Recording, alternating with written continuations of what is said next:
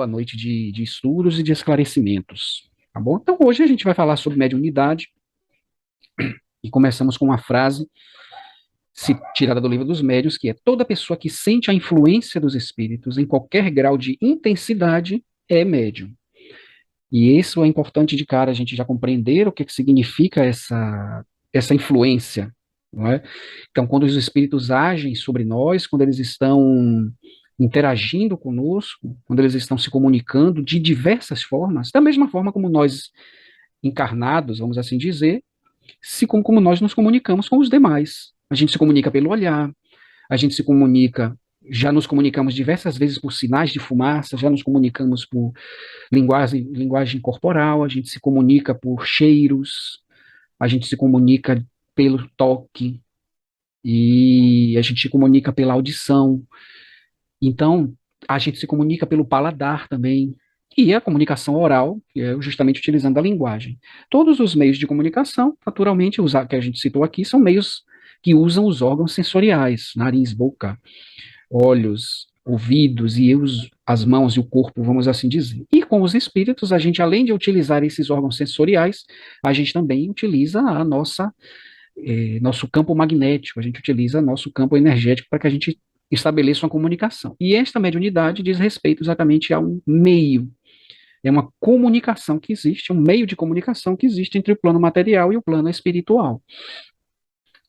Então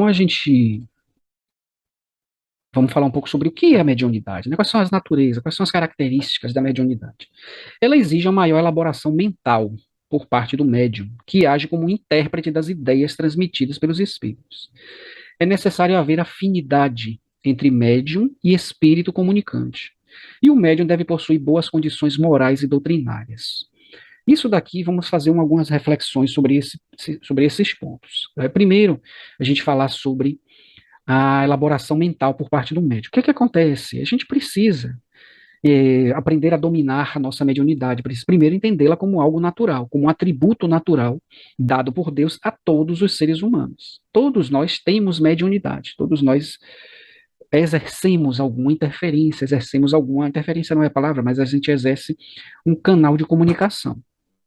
Todos nós temos uma forma de comunicar e sermos usados pelos espíritos para trazerem mensagens para nós. Então é necessário que nós tenhamos primeiro, um conhecimento e um consentimento, aceitar e entender que nós temos a mediunidade. Existem muitas pessoas que têm a mediunidade e que são utilizadas de forma involuntária. Eles não querem que aconteça daquela forma, até não aceitam e muitas vezes são usadas de forma inconsciente. Os espíritos precisam da energia daquela pessoa, precisam daquele canal de comunicação, a pessoa tem um atributo mais desenvolvido e a espiritualidade se vale daquilo. A preparação mental e a elaboração mental diz respeito à fidelidade com que a mensagem vai ser transmitida. Depende muito também da natureza do espírito que está procurando. O que eu quero dizer com isso? Nós temos espíritos sérios. Nós temos espíritos muito sérios, espíritos que são de fato voltados para o bem, para trazer comunicações boas. Entretanto, existem espíritos maus, existem espíritos que querem desestabilizar, existem espíritos que querem tripudiar, que querem, tem um termo que mistificar. Então, existem espíritos que querem desnortear até para poder criar um senso de descrença na espiritualidade e, de fato, atrelar a espiritualidade às trevas, a coisas do diabo, vamos dizer assim, como às vezes até são referenciados os médiums. Mediunidade é coisa do demônio, a gente ouve isso, né? Então, o que acontece? Por parte do médium, é preciso saber que o canal de comunicação deve ser utilizado naturalmente com moderação pela espiritualidade e a gente tem que sintonizar com aqueles espíritos através das nossas emanações, através da nossa preparação mental. Se eu sou uma pessoa que cultivo bons pensamentos, que cultivo bons propósitos, que cultivo bons hábitos, eu tenho uma energia vital muito boa, uma energia vital valiosa. Essa energia vital pode ser usada também pelos espíritos trevosos se encontrarem espaço para penetrar, mas pessoas que possuem um comportamento adequado, que possuem um comportamento positivo e com condutas elevadas, geralmente possuem uma grande possibilidade, uma grande proteção para terem contato apenas por espíritos evoluídos. Apesar de muitas dessas pessoas não, até nem quererem isso, se assustam, não querem se envolver com isso, até porque precisa ceder energia, e quando a gente cede energia, a gente sente um cansaço físico. Era como se a gente tivesse participado de uma atividade física, como se a gente tivesse participado de uma grande maratona, você, por exemplo, Carol, que é corredora, então depois de um exercício de corrida, a pessoa fica exausta. Então, depois de uma grande labuta durante o dia, a pessoa fica exausta. Da mesma forma, quando a gente tem um contato com a espiritualidade. Ela vai precisar de energia vital porque é um dos elementais da natureza utilizados nos processos, nas atividades realizadas pelo plano superior. Eis que é importante, de fato, que o médium seja alguém, primeiro, com uma conduta mental elevada, com uma capacidade mental elevada, com afinidade com esse espírito que quer se comunicar, e que tenha realmente uma conduta moral elevada, para que ele tenha autoridade moral, inclusive, no plano espiritual, mesmo eu sendo encarnado.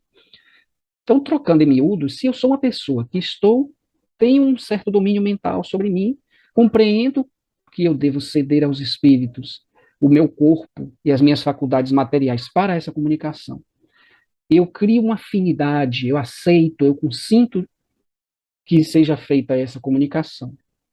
E se eu tenho uma boa conduta, é um médium muito valoroso para o trabalho da espiritualidade. É importante também ressaltar aqui. Aí falar, mas eu posso escolher, eu sou médium, eu tenho essas faculdades, mas eu não tenho interesse de servir a espiritualidade. Lógico, existe o livre-arbítrio, existe a possibilidade do indivíduo não, olha, eu não quero isso, apesar de que a gente vai falar um pouco sobre isso, a mediunidade é um atributo, é uma ferramenta que a pessoa precisa utilizar e ela aceitou ter esta ferramenta para exercer uma atividade que é de seu interesse. Isso é feito num processo de programação encarnatória. Mas como a gente esquece, depois que a gente reencarna, a gente esquece, a gente vem como uma folha em branco, mais ou menos, e aí a gente não lembra disso e não aceita utilizar. Eis que chegará um momento da vida que isso provocará uma inquietude, provocará uma inconstância, provocará uma instabilidade, e a pessoa será naturalmente direcionada, será intuída para que ela se acalme, para que ela se restabeleça, justamente no trabalho da espiritualidade. É por isso que muitas vezes a gente vê diversos casos de pessoas que sofrem, de que não estão bem, de que têm problemas psíquicos, que têm problemas psicoemocionais, que têm problemas de relacionamento, sofrem durante o tempo, até que caem em determinado momento na real e buscam a espiritualidade. E muitas pessoas dizem, eu me encontrei na espiritualidade. O que foi aquilo? Durante muito tempo a gente abriu mão, durante muito tempo a gente abdicou de cumprir a nossa missão, aquilo que a gente veio, mas chegou um determinado momento que a gente foi impelido, a gente foi provocado a abrir-se para aquele propósito que a gente tinha estabelecido desde antes da gente reencarnar, já no planejamento encarnatório, porque a mediunidade ela é programada. Não vem uma mediunidade sem que o encarnado tenha interesse e sem que o encarnado aceite, porque isso faz parte do seu planejamento. E tudo que acontece na nossa vida é fruto das nossas escolhas e das nossas necessidades.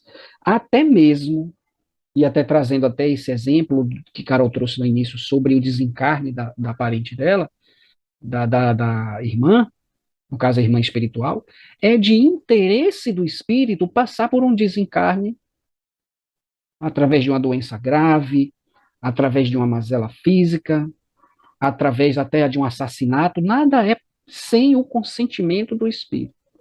Então a escolha dele, olha, eu preciso passar por essa prova para eu resgatar determinada dívida, e eu vou desencarnar através de uma doença, até para que eu aprenda espiritualmente a valorizar o meu corpo. Então, eu fiz só esse adendo aqui para que a gente compreenda que tudo que nos vem é por escolha própria. Senão, seria injustiça a gente levar uma vida que a gente não queria levar, mesmo nos casos que a gente considera infelicidades. Doenças, perdas materiais, perdas de entes queridos, né? Todos são, de fato, exercícios de interesse do espírito, inclusive a mediunidade. Tá bom, pessoal? Então, a gente cita um pouco isso para que a gente, de fato, compreenda a natureza das nossas escolhas, que a gente, de fato, a maioria delas a gente não lembra, porque é, assim, escolhido, né? A gente não tem ainda preparo, não tem ainda maturidade para entender. o nosso planejamento encarnatório. Mas é isso que a gente devagarzinho vai começando a aprender. Mediunidade é algo sobrenatural ou é natural? A mediunidade é inerente ao ser humano, pois é a comunicação deste com o mundo dos espíritos que está em tudo. Então, a mediunidade é um atributo que todas as pessoas têm. Todas as pessoas. São raríssimas as pessoas que não desenvolvem, não apresentam nenhuma sensibilidade. Às vezes permanece até adormecida, ou as pessoas até vinculam esse atributo a uma outra coisa, a uma maldição, a uma infelicidade, a um infortúnio. Então, vinculam a coisas que a gente acredita que não tem a ver com a espiritualidade. Mas a mediunidade ela é inerente a todos nós. Cada um apresenta de uma forma. Cada pessoa desenvolve um tipo de mediunidade e numa diferente intensidade. E está longe de ser uma virtude, vamos assim dizer. É antes um dever. Né? A mediunidade é um dever. É algo que é muito utilizado, apesar de que até a espiritualidade evita trazer essa abordagem para que não se estigmatizem os médiuns. Mas a mediunidade é um dever. É um trabalho a ser exercitado, a ser executado. Então, não se trata de uma virtude, mas sim de uma necessidade para o resgate daquele espírito, de alguma forma. Entretanto, é comum dizer que somente aqueles que apresentam uma sensibilidade maior são médiums. A gente ouve muito isso, principalmente dentro do meio espírita. Né? Somente as pessoas ou que ouvem, ou que veem, ou que manifestam, ou que são sonâmbulos, ou que são sensitivos, somente essas pessoas são consideradas médiums, apesar de que todos nós somos médios de uma forma ou de outra, em uma natureza ou em outra. A mediunidade é uma ferramenta para desenvolver um trabalho junto à coletividade e fortalecer nos homens o contato com a espiritualidade. Então, através desse exercício, através desse atributo, desse dever, nós estimulamos e servimos de testemunho, servimos de instrumentos para que outras pessoas desenvolvam o seu contato com a espiritualidade. São pessoas comuns. Os médiums são pessoas comuns, são pessoas que fazem parte do dia a dia, estão no dia a dia, estão entre nós, não são seres espetaculares, fantásticos, não são sobrenaturais, e sim pessoas como eu e você, que têm essa possibilidade de receber uma entidade, de receber, de criar um contato mais ostensivo no que diz respeito à intensidade. Então, é todos nós temos uma, um grau de conexão com a espiritualidade. Às vezes as pessoas veem um vulto, outras pessoas ouvem ruídos, outras pessoas veem, executam gestos ou meios involuntários, às vezes incorporam e não veem, não percebem que estão incorporados, tá joia? E qual é a maior prova que nós temos de que todos nós somos médios? Os nossos sonhos. Porque através dos sonhos, que é um desdobramento, que é um momento em que o nosso espírito está liberto, ele vai agir e vai interagir no plano dos espíritos. Quando a gente fala no plano dos espíritos, não se trata de que ele está em outro local. Muitas vezes a gente está na nossa própria casa, a gente está em outras cidades, a gente viaja muito. Às vezes a gente vai em zonas inferiores, às vezes a gente consegue ir em zonas superiores. Então, a mediunidade, ela é um dos principais exemplos é justamente na hora do sono, onde a gente está, de fato, em plenitude de ação da espiritualidade. Se todos nós fôssemos prestasse atenção e desse atenção a isso, o que a gente faria? Faria uma programação durante o dia, ou então quando fosse chegar perto do nosso hora do sono, e a gente buscasse fazer por merecer, sermos conduzidos por espíritos elevados para zonas de aprendizado. O que seria isso? Da mesma forma que a gente se matricula em um curso, da mesma forma que a gente se inscreve em uma faculdade, a gente vai porque a gente busca, né? A gente procura uma instituição, a gente faz uma ficha, a gente paga uma parcela, paga uma mensalidade para se instruir. No plano espiritual, nada é pago, tudo é grátis. Não precisa do bem material. Então, o que é que a gente poderia fazer? Pedir à espiritualidade de luz que nos conduza a zonas de aprendizado, sejam zonas de aprendizado prático ou zonas de aprendizado teórico. A gente desconsidera o fato de que o plano espiritual é uma zona de puramente de estudo e de aprendizado. Então, da mesma forma que existe no plano material instituições, faculdades, escolas, universidades, centros de pesquisa, laboratórios, no plano espiritual, nas colônias espirituais, existem também escolas, instituições, laboratórios, zonas de aprendizado, momentos de desenvolvimento de trabalhos.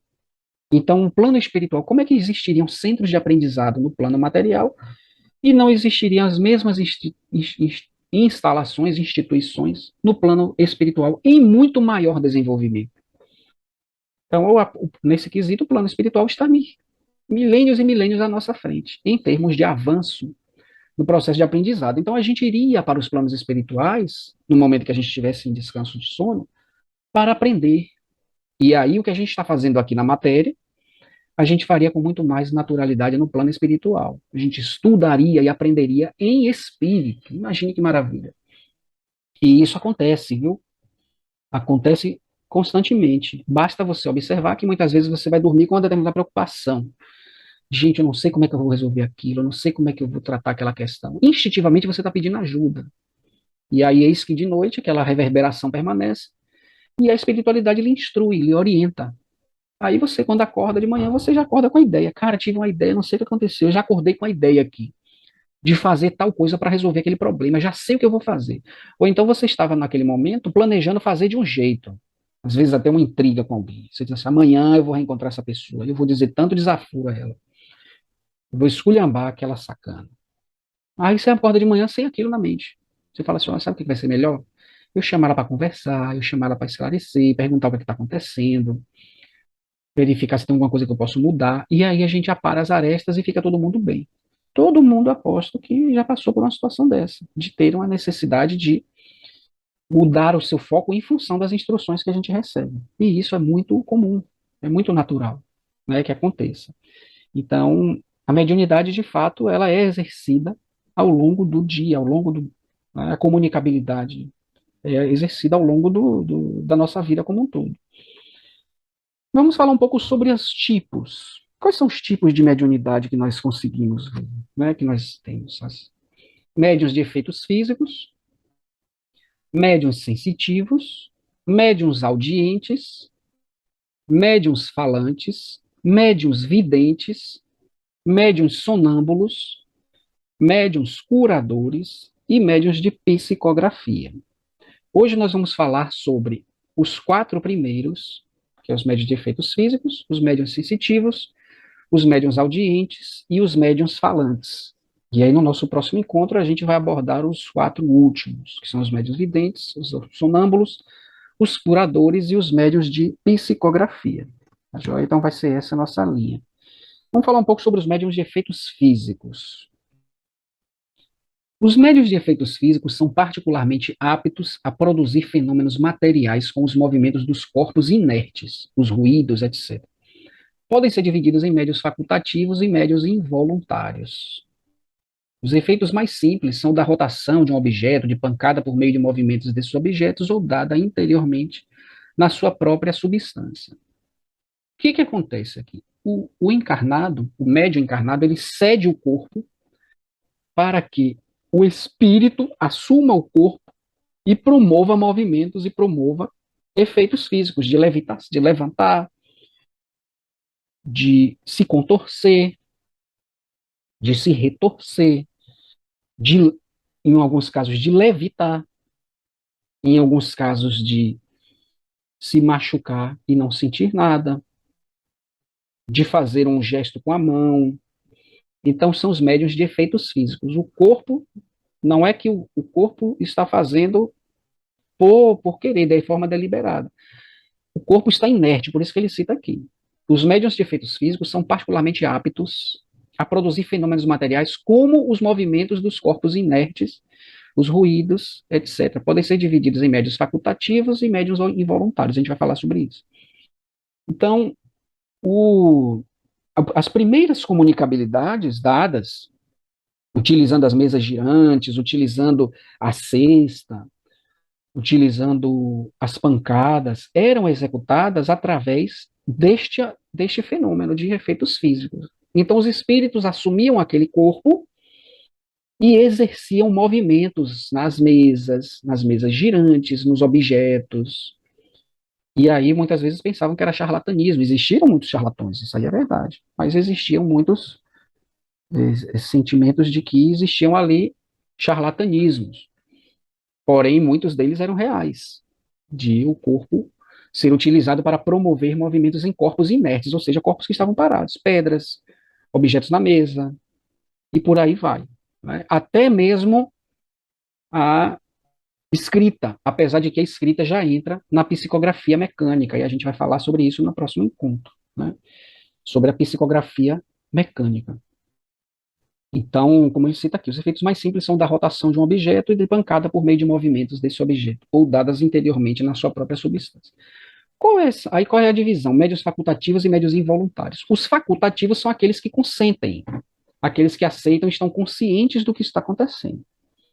Eles permitem que isso aconteça de uma forma consciente.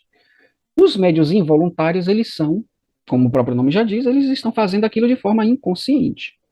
Eles agem desta forma, porém de uma forma que não se ele não se lembra e ele não sabe que aquilo está acontecendo. Simplesmente ele cede o corpo, entra em estado de sonolência e o corpo é utilizado. Isso acontece muito também em reuniões doutrinárias, em encontros de reuniões de doutrinação de espíritos revoltados. O corpo é cedido para que o espírito que está sendo doutrinado possa se manifestar fisicamente. E muitas vezes as pessoas até ficam, vamos dizer assim, impressionadas com a força. Às vezes mulheres cedem seu corpo e o espírito traz uma energia que aquele corpo não teria, para promover movimentos que aquele corpo não faria, ou até gestos que aquele corpo não faria. Né? Então, existem diversas particularidades nisso, e são em casos de médiuns facultativos, principalmente em atividades espirituais que precisam dos encarnados. E os involuntários, muitas vezes, até por descuido, até por desconhecimento, de que possuem aquela faculdade, às vezes adormecem e despertam. O que aconteceu aqui? Cara, você quebrou a casa toda, você destruiu tudo aqui. Não, eu não lembro de nada. Muitas vezes a pessoa foi tomada por uma intervenção, porém consentida inconscientemente. Ela não foi, isso não é feito à revelia do dono do corpo. Não é feito sem que o dono do corpo esteja de acordo com aquilo, inconscientemente, inclusive. Tá? Porque a pessoa, não, mas eu, na minha razão aqui, eu não aceito que isso aconteça. Porém, o espírito encontrou abertura, encontrou possibilidade para agir daquela forma. Eu faço uma pausa aqui para poder sinalizar que caso vocês queiram fazer qualquer observação, quiser tirar qualquer dúvida à medida que a gente for falando, vocês podem ficar à vontade, tá? É só, podem me interromper sem nenhum problema, tá bom? Médiuns sensitivos, esse daqui são a maioria, podemos assim dizer. Né? São designadas as pessoas capazes de sentir a presença dos espíritos por uma vaga impressão, uma espécie de arrepio geral que elas mesmas não sabem o que seja. Essa faculdade se desenvolve com o hábito e pode atingir uma tal sutileza que a pessoa dotada, no caso, a pessoa que tem essa sensibilidade, reconhece pelo tipo de sensação recebida, não só a natureza boa ou má do espírito que se aproximou, mas também a sua individualidade, como o cego reconhece por um certo não sei que a aproximação desta ou daquela pessoa. Isto é sensibilidade. A gente sente. Você está em casa, você está em um local, e aí você sente que chegou uma energia, a pessoa na mesma hora já abre a atenção, e aí já sente pela natureza do sentimento que aquilo não é uma energia boa, ou é uma energia não tão boa, ou é uma energia boa. E aí, naquela hora, muitas vezes se lembra de alguém, se lembra de um parente, se lembra de um tio, se lembra de alguém que já desencarnou, pela aproximação. O que é isso? Isso é um confronto de corpos espirituais, de campos magnéticos. Por quê? Ao longo dos nossos encontros, a gente vai refletindo sobre a aura, sobre o nosso campo magnético, como é constituído o nosso campo magnético, que é o nosso campo energético que está ao nosso redor. Quando entra em contato com o outro, existe uma atração ou repulsão, tal como um ímã em relação ao outro ímã, ou tal como um ímã em relação a um pedaço de ferro, ou como um ímã com outro material que não exerce nenhuma interferência, ou com ferro com outro material que não exerce nenhuma interferência. Então, existem essas interferências, existem essas interações, e pelo sentimento, pelo tipo de sensação, é possível identificar a natureza do espírito, é como o livro dos médiuns nos traz. Né? Então, pelo sentimento, eu consigo perceber, olha, tem alguma entidade aqui que não está boa. E aí a gente vai orar, a gente vai se recolher, vai sentar, vai pedir a Deus que instrua essa entidade, que ela procure outro local, e a gente já tem que entrar em um processo de reflexão para perceber por que que esse espírito está chegando, e a gente vai começar a mudar os nossos hábitos para que a gente não receba essas interferências, e assim se dá. Então é um processo de atração e repulsão. Então, pelo sentimento, a gente sabe se está vindo uma entidade boa ou ruim, e às vezes, dependendo até da sua sensibilidade, reconhece quem é que está chegando. Né? Então, essa sensibilidade, ela é muito comum da gente perceber, e é algo muito bonito, porque às vezes a gente se assusta, mas é uma forma de nós nos percebermos como seres que temos uma afinidade, que temos uma conectividade com o alto, ou com o baixo, dependendo da vibração, dependendo da forma como os espíritos se sejam aceitos por nós e de como nós nos comportamos mentalmente e comportamentalmente e espiritualmente também falando. Né? Então, a sensibilidade, ela nos dá essa possibilidade e isso indica, de fato, que nós somos seres médiums, médiums de sensibilidade. Eu, particularmente, eu tenho muito disso.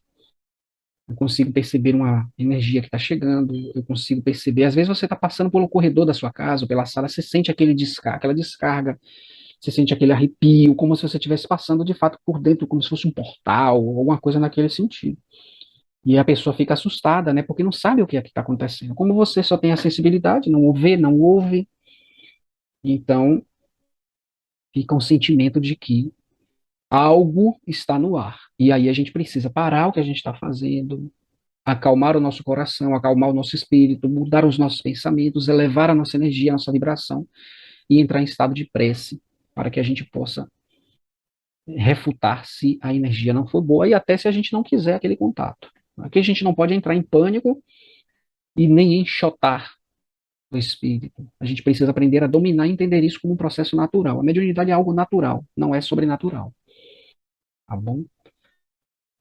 Médiuns auditivos ou audientes. Isso daqui também acontece com uma certa naturalidade, e essas mediunidades é importante deixar claro que elas se desenvolvem com o passar do tempo. Às vezes você não tem, de uma hora para outra passa a ter, ou vice-versa. Às vezes a pessoa tem e utiliza mal e perde a mediunidade.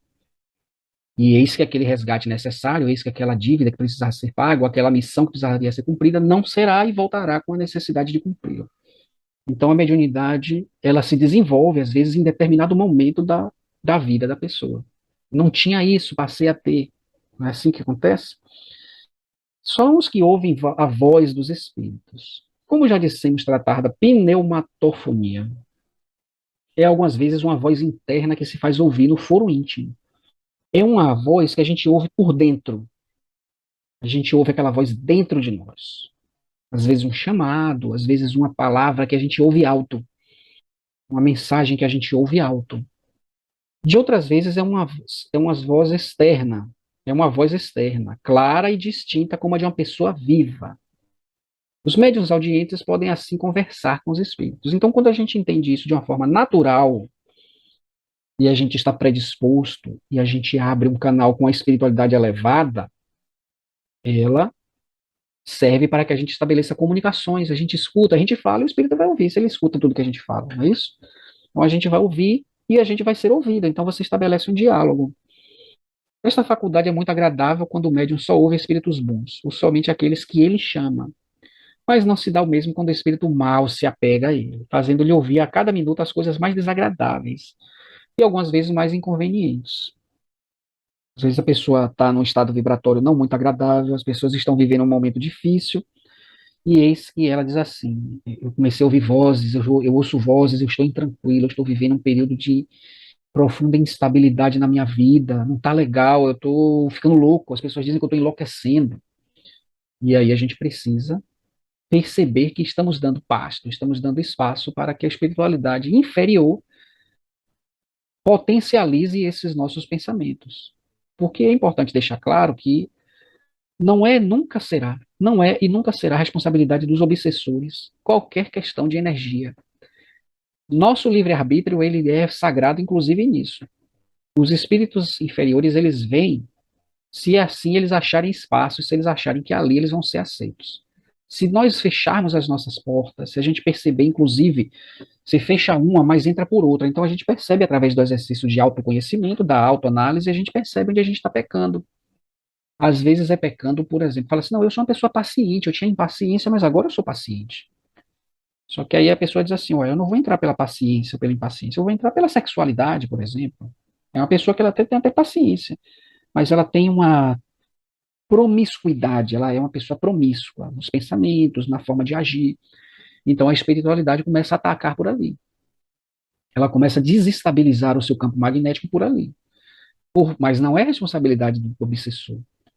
Esses dias eu estava até conversando com uma colega nossa do grupo, a gente falando muito sobre isso. Se a gente entendesse o papel dos obsessores, não que a gente queira que ele esteja conosco, mas se a gente compreendesse que os obsessores são os nossos, não são vilões, mas eles são aqueles que são colocados para nos testar, a gente estaríamos mais atentos aos nossos comportamentos, porque a gente ia fazer de tudo para não dar margem aos obsessores invadirem a nossa vida. Porque a gente fala assim, poxa, isso que eu estou fazendo não está bom, isso que eu estou fazendo, isso que está acontecendo não está me agradando. O que é que eu estou fazendo para provocar isso? E aí a gente já percebeu uma série de comportamentos. Aí diz assim, olha, eu preciso mudar isso. Através da ação do obsessor, a gente percebeu que ele precisaria mudar alguma coisa. Então, como se o obsessor fosse um vigilante, fosse um capataz, um algoz ali te forçando a fazer algo errado, e depois você faz a reforma íntima, você faz o exercício do autoconhecimento, identifica e mapeia o seu ponto negativo e corrige. Obrigado pelo obsessor ter mostrado isso. Eu não quero receber esse tipo de interferência, mas quem tem que evoluir sou eu. Deu para entender? Então a gente pode agir em função daquele ponto que o obsessor está nos ajudando a potencializar, aquele mal que estou fazendo e que mais cedo ou mais tarde vai me trazer prejuízos. E aí eu faço a mudança. Nunca é responsabilidade dele. Como tem muita gente que fala assim, eu estou com encosto, minha vida não dá certo porque eu estou com encosto. É o contrário. Você está com encosto porque sua vida não dá certo. É diferente. A gente tem que inverter aí as frases, né? Não dá para dizer, não, eu sou pobre porque eu estou com encosto. Não, você está com encosto porque você está pobre, você está com pobreza, inclusive não é só da matéria, é pobreza espiritual, reclama de tudo, só faz se lamentar, só faz se desfazer da vida. Então você está recebendo uma energia condizente com aquilo que você está procurando. Tá bom? Então essa atração, a lei de atração e de repulsão, ela vale muito. E da mesma forma que a gente abre canal para os espíritos inferiores, a gente fecha, da mesma forma que a gente abre para os espíritos inferiores, a gente fecha para os espíritos superiores. Porque é respeitado o seu livre-arbítrio. Mas por que que eles se afastam? Porque eles sabem que mais cedo ou mais tarde a gente vai corrigir, a gente vai se arrepender, a gente vai fazer a reforma íntima. Resta lembrar que a gente tem a eternidade inteira para evoluir. Né? A gente não tem um tempo delimitado. Nós é que atrasamos o nosso curso. Tá bom? Então, esses são os médiuns auditivos ou médiuns audientes. Médiuns falantes. Os médiuns audientes, que apenas transmitem o que ouvem, não são propriamente médiuns falantes. Estes, na maioria das vezes, não ouvem nada. Ao serviço deles, os espíritos agem sobre os órgãos vocais, como agem sobre as mãos nos médiuns escreventes. O espírito se serve para a comunicação dos órgãos mais flexíveis que encontra no médium. Olha, isso aqui é bem curioso, é muito relevante isso. Aqueles, os médiums, os espíritos percebem de que forma eles vão se utilizar daquele corpo para ele promover a comunicação. Será pela efeitos físicos? Será pela comunicação? Será pela comunicação? Não. Será pela fala? Será pela escrita? Será pela pintura? Será pela música? Então, os espíritos sabem quais são os órgãos que ele vai utilizar em função da mediunidade daquela pessoa. Então, é muito comum a gente ver também as pessoas que incorporam, quando a gente fala, né, incorporou, mudam até de voz, mudam de fisionomia, mulheres que passam a falar como homens, aquilo assusta com a beleza. Porém, é o uso que o espírito está fazendo daquele corpo. E aí ele assume uma outra voz, às vezes uma voz trevosa, às vezes uma voz doce e calma, dependendo da sua natureza boa ou má ou boa. De um empresta as mãos, de outro as cordas vocais, e de um terceiro os ouvidos. O médium falante, em geral, se exprime sem ter consciência do que diz, e quase sempre tratando de assuntos estranhos às suas preocupações habituais, fora de seus conhecimentos e mesmo do alcance de sua inteligência. Isto daqui também é extremamente relevante. A mediunidade não escolhe grau de instrução. Não escolhe rico, não escolhe pobre, não escolhe doutor e nem escolhe PhD. Ela escolhe pela natureza da sua necessidade encarnatória. E nós vemos diversos exemplos. Um dos mais célebres exemplos, Chico Xavier, que estudou até a quarta série. E eis que Chico escreveu mais de 400 livros, diversas poesias, textos dificílimos que ele, naturalmente, na matéria, ele não tinha conhecimento para escrever aquele conteúdo, e, em compensação, ele assim fez. E era uma pessoa semi-analfabeta, malmente sabia escrever, e malmente cursou até a quarta série. Pegue uma obra do Chico, qualquer uma, escolha um livro do Chico e veja se você não vai ter que ler aquele livro 3 vezes ou 4 para você compreender as coisas que estão escritas ali.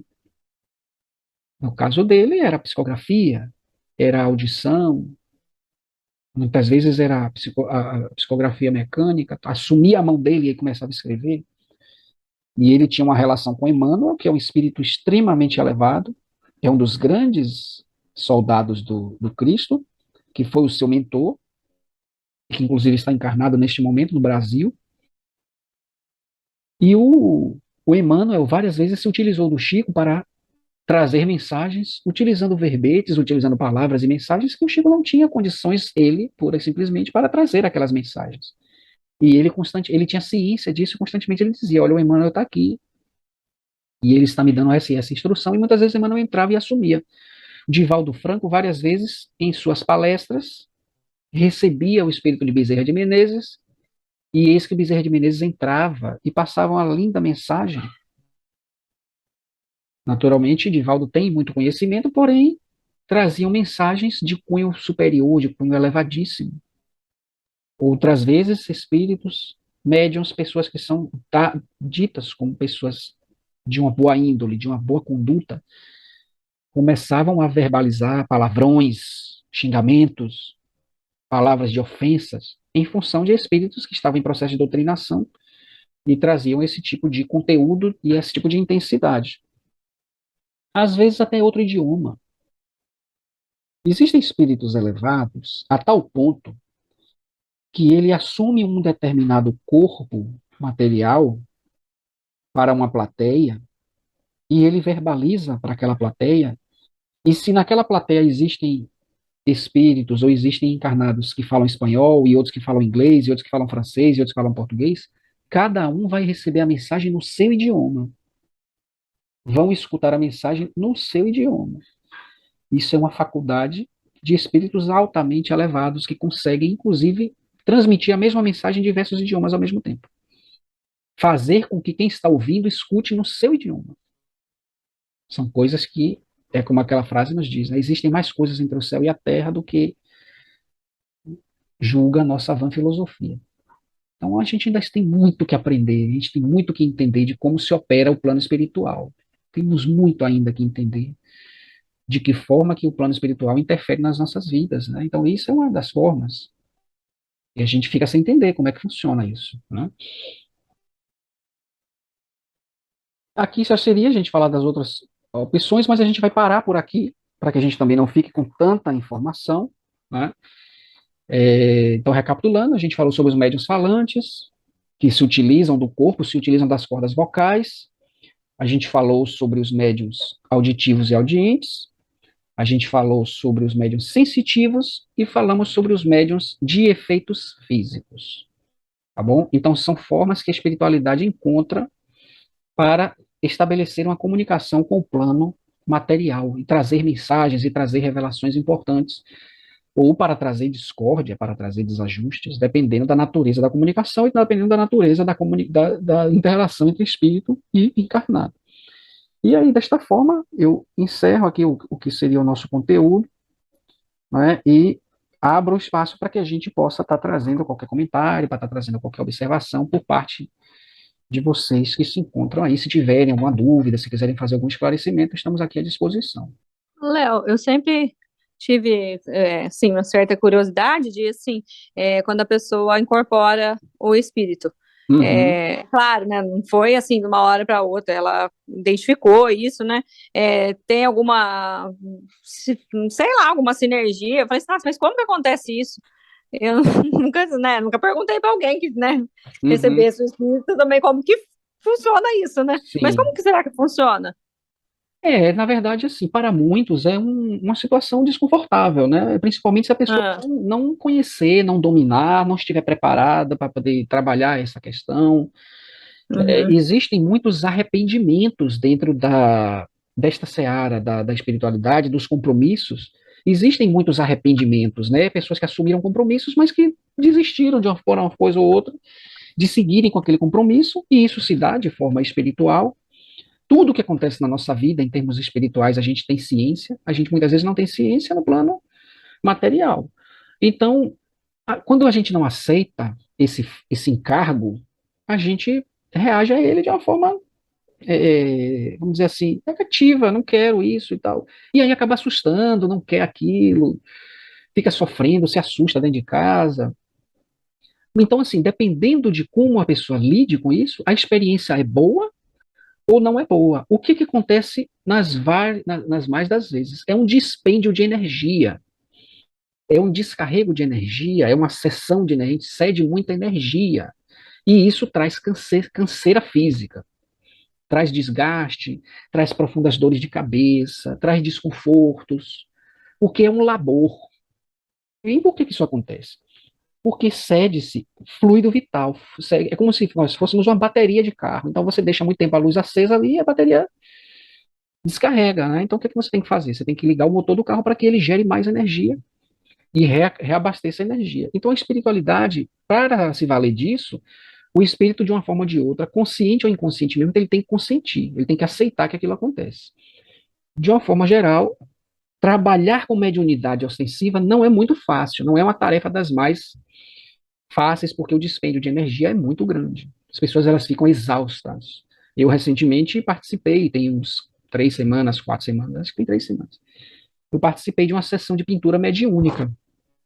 E a pintora, a médium, na verdade, que não era pintora, ela é uma médium que recebe pintores.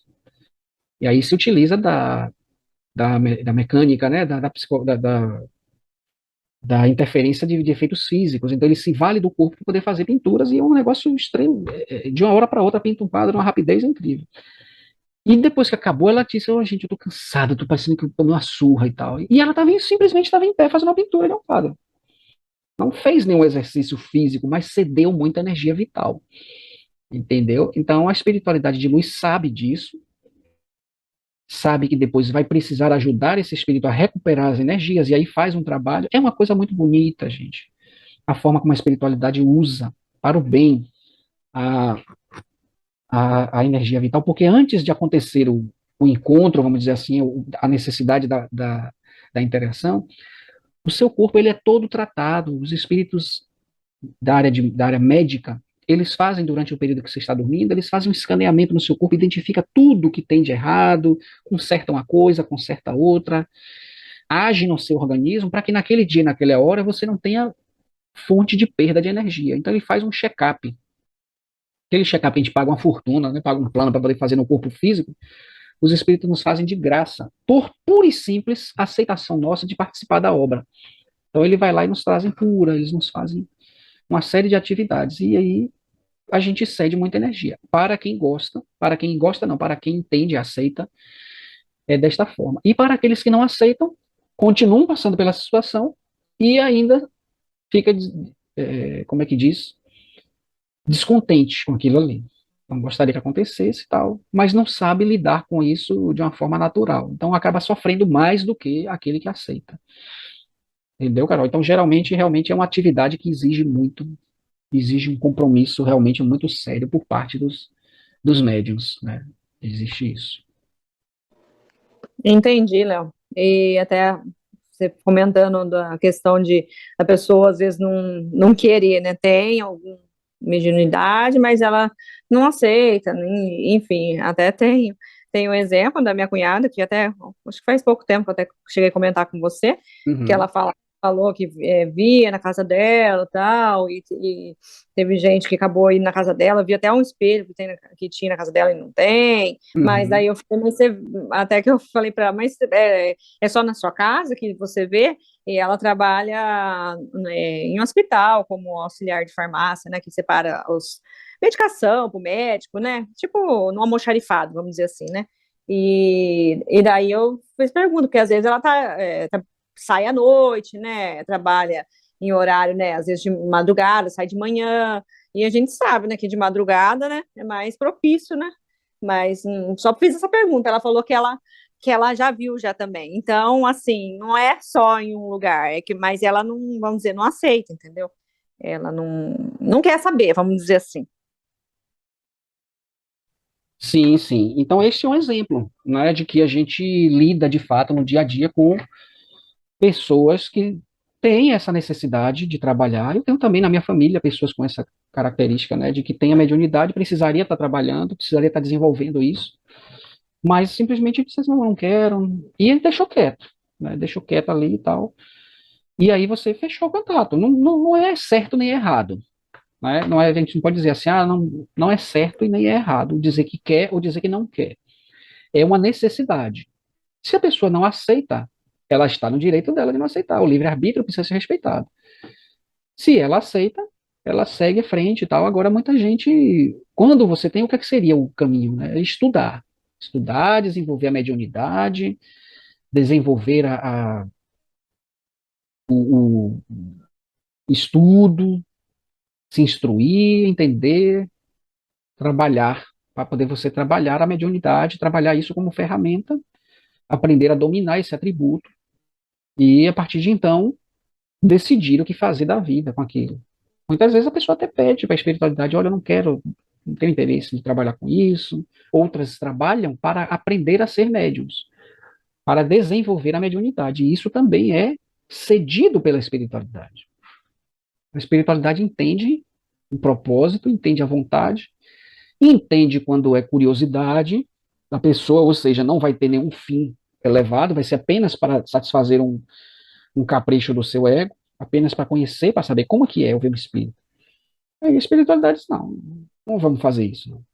Não, não vai trazer nenhuma vantagem. E a espiritualidade não trabalha com curiosidade, trabalha com propósito, trabalha com a necessidade evolutiva, quando é uma coisa séria. Quando não é uma coisa séria, aí a coisa corre solta. Né? Então, de fato, existem sim pessoas que simplesmente não querem, não têm interesse nenhum em trabalhar com isso, e aí existe, de fato, a necessidade de cumprirmos com da espiritualidade de perceber, né, que se trata de do livre-arbítrio que precisa ser respeitado. Pois bem, né, então assim a gente conclui hoje o nosso encontro, né, a gente fica feliz por termos conseguido, por termos tido o amparo, por termos tido o auxílio da espiritualidade nesse momento, para conduzirmos os nossos estudos, para conduzirmos as nossas instruções, que são tão importantes, né, para que a gente possa seguir no nosso caminho de elevação, no nosso caminho de aprimoramento.